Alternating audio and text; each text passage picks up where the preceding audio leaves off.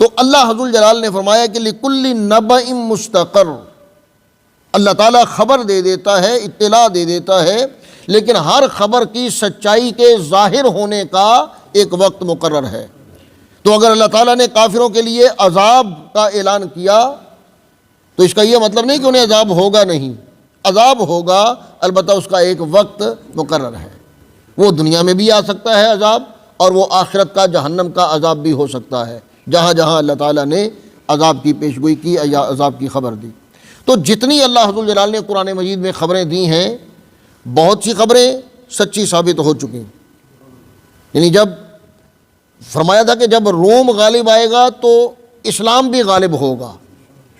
روم غالب آئے گا تو اسلام بھی اب مکہ معظمہ میں دین اسلام کی بالکل ابتدا چند صحابہ کرام ایمان لانے والے، غریب نادار مسکین غریب لوگ چند ایمان لانے والے،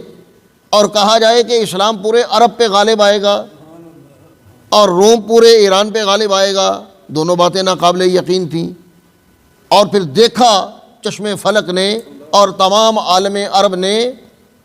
کہ دین اسلام بھی کفر پر غالب آیا، کیونکہ اللہ ذو الجلال کا اعلان تھا لِيُظْهِرَهُ